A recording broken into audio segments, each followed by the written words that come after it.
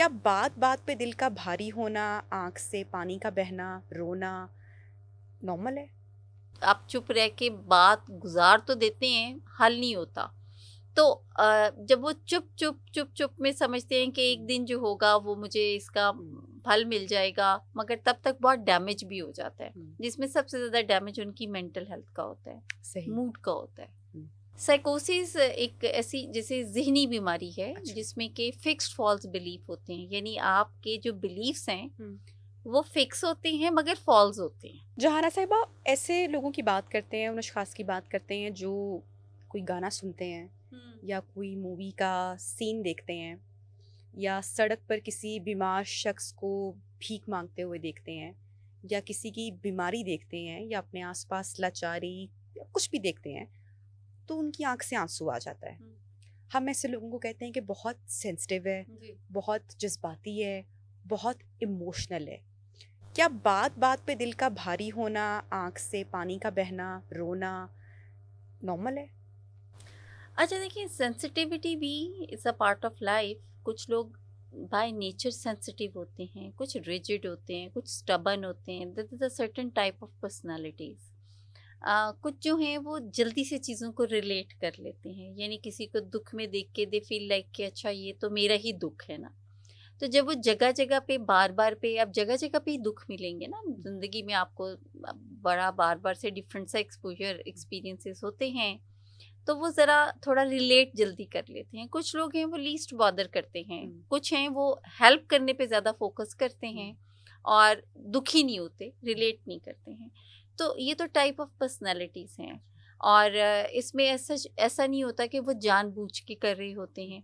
लेकिन ये जो आपने दूसरा पॉइंट अभी रेज़ किया कि बार-बार दिल का बोझल होना, भार आना, ये अगर तो डिसफंक्शनैलिटी क्रिएट कर रहा है, यानी बंदा फंक्शनली नहीं रह गया, हुँ, कहीं पे भी जा रहा है, कोई भी बात, किसी ने हाल भी पूछा तो हुँ, आँसू छलक पड़े हैं, किसी ने तारीफ़ भी की तो आँसू, किसी ने कोई ऐसी बात कर दी तो नॉस्टैल्जिक। हुँ, अब this is something serious matter. हुँ, अब इसके अंदर ये है कि प्रोब करने की ज़रूरत है कि रीज़न बिहाइंड क्या हुँ, है।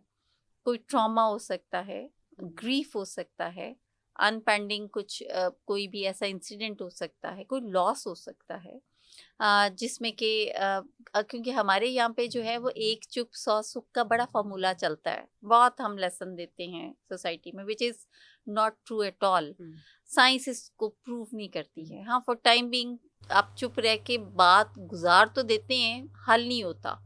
तो जब वो चुप चुप चुप चुप में समझते हैं कि एक हुँ, दिन जो होगा वो मुझे इसका हुँ, फल मिल जाएगा, मगर तब तक बहुत डैमेज भी हो जाता है, हुँ, जिसमें सबसे ज़्यादा डैमेज उनकी मेंटल हेल्थ का होता है, सही। मूड का होता है। हुँ।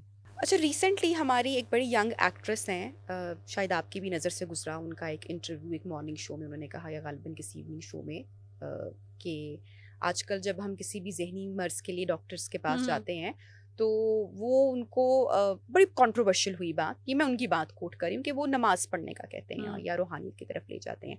मेरा आपसे सवाल है you being in this field क्या ज़हनी अमराज़ का इलाज रूहानियत से किस हद तक आप सुकून में आ जाते हैं या मुकम्मल इलाज हो सकता है?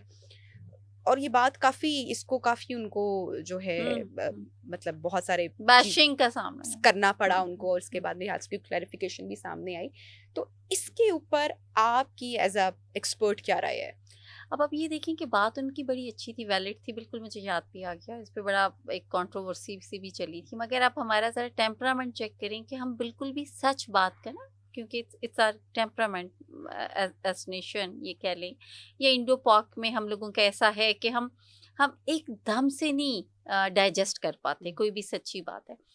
मैं तो नबी आपको ये कहूँगी कि जैसे मैं भी और भी हुँ, बहुत सारे एक्सपर्ट्स जितने भी हैं, स्पेशली मेंटल हेल्थ में ना, हम ये नहीं कहते हैं कि हिंदुइज्म क्या कहता है, हुँ, बुद्धिज्म क्या कहता है, इस्लाम हुँ, क्या कहता है। हुँ, हम ये कहते हैं कि बेसिकली ये जो तकलीफ है, क्योंकि हमारे नज़दीक तो पेशेंट सबसे अहम है, उसकी बीमारी हमारा गोल है, पर्पस है एक हमारा उसे ठीक करना। और उसमें कुछ भी ऐसा बाकी जो मामलात हैं कि वो कौन है, कहाँ से आया, क्या है, ये ज़रा सेकेंडरी हो जाता है हुँ, ना। पहले तो है उसको रिलीफ देना।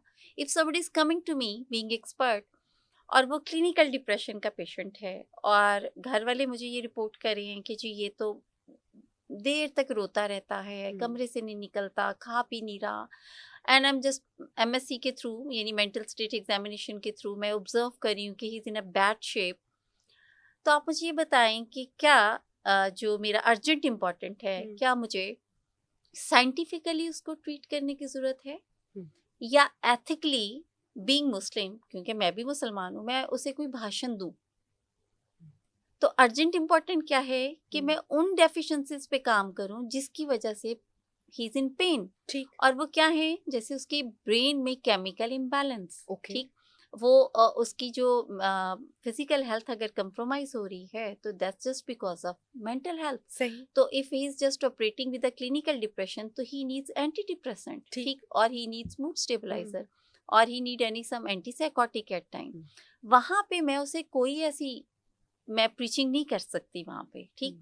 बट हम ये कहते हैं कि जैसे जैसे पेशेंट बेहतर हो, और जब पेशेंट बेहतर होता है, मैंने नहीं कोई बंदा देखा जो सेन है, सेहतमंद है। सेन से मुराद है कि उसकी सोचने समझने की सलाहियत बेहतरीन है, समझदार है। वो खा मुसलमान है, हिंदू है, सिख है, ईसाई है, वो अपनी इबादत ना करता हो, मैंने नहीं देखा। जो बंदा सेन है उसे पता है कि मैंने राइट टाइम पे क्या काम करना है। बात ये हो रही है कि किसी की सैनिटी ही कंप्रोमाइज है, ठीक, somebody is in pain।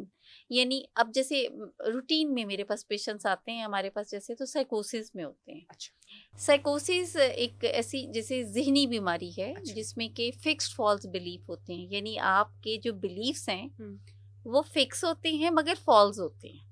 किसी आपके रिलेशनशिप के बारे में भी हो सकते हैं, किसी के किसी बारे, शख्स के बारे में भी हो सकते हैं, किसी पर्सनैलिटी के बारे में भी, नेचर अपने के बारे भी। में भी, अपने बारे में। जैसे बहुत सारे लोग आप खबरों में सुनते होंगे कि किसी ने नाउज़बिल्ला नबूवत का दावा कर दिया।